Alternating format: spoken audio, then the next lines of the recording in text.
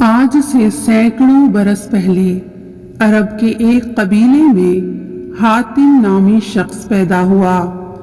وہ اتنا سخی تھا کہ اس کی سخاوت کے قصے دنیا بھر میں مشہور ہوئے۔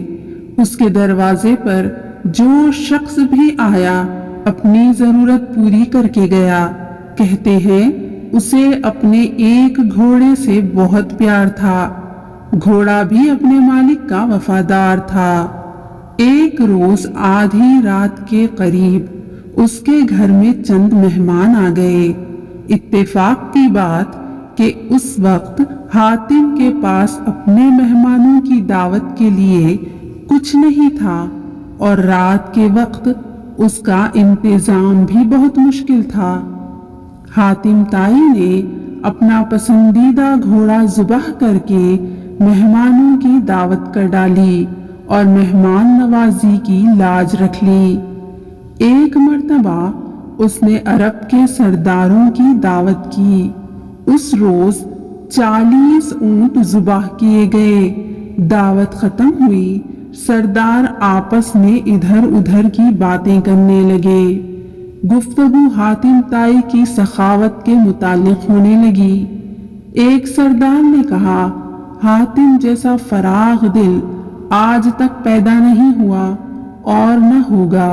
کیوں نہ یہ سوال حاتم سے کیا جائے، ایک سردار نے کہا۔ چنانچہ حاتم سے پوچھا گیا کہ اس نے اپنے آپ سے زیادہ سخی اور عظیم انسان دیکھا یا سنا ہے؟ حاتم کافی دیر تک سر جھکا کر سوچتا رہا اور پھر مسکرا کر بولا، بہت زیادہ مال و دولت لٹانے کا نام سخاوت نہیں۔ میرے نزدیک سخی اور عظیم انسان وہ ہے جو اپنے بڑے سے بڑے فائدے کے لیے کسی کا چھوٹے سے چھوٹا احسان بھی قبول نہ کرے۔ میں نے اپنی زندگی میں ایسا شخص دیکھا جس کا دل میرے دل سے بہت بڑا تھا۔ وہ ضرور کسی ملک کا بادشاہ ہوگا جس کے پاس بہت بڑا خزانہ ہوگا۔ سرداروں نے بیک آواز کہا۔ نہیں دوستو، ایسی کوئی بات نہیں، حاتم طائی نے جواب دیا۔ وہ تو ایک لکڑہارا تھا۔ تمام سرداروں نے حیرت سے ایک میزبان کو دیکھا تو حاتم نے کہا، ایک روز میں نے سارے شہر کی دعوت کی۔ مہمانوں کو کھلانے پلانے کے بعد میں جنگل کی طرف نکل گیا۔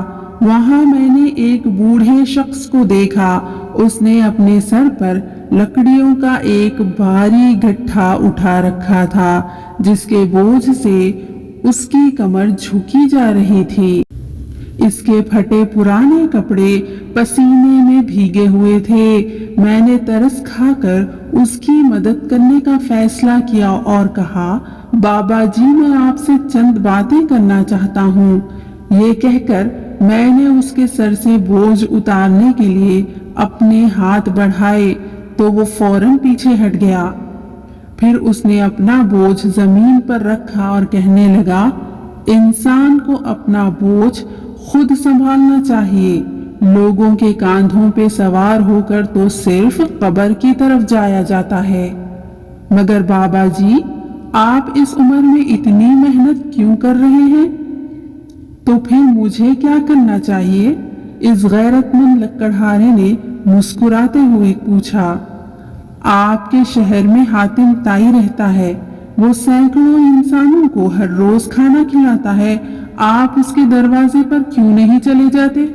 یہ سن کر لکڑہارے نے گھور کر مجھے دیکھا اور بڑی بے نیازی سے کہا، حاتم کے 2 ہاتھ ہیں، خدا نے مجھے بھی 2 ہاتھ عطا فرمائے ہیں۔ کتنے شرم کی بات ہے کہ میں اس کی کمائی ہوئی روٹی کھاؤں۔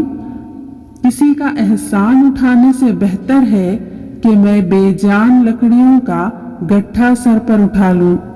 سب سردار حیران ہو کر حاتم کو دیکھنے لگے تو حاتم نے کہا، وہ غریب انسان مجھ سے بڑے دل کا مالک تھا۔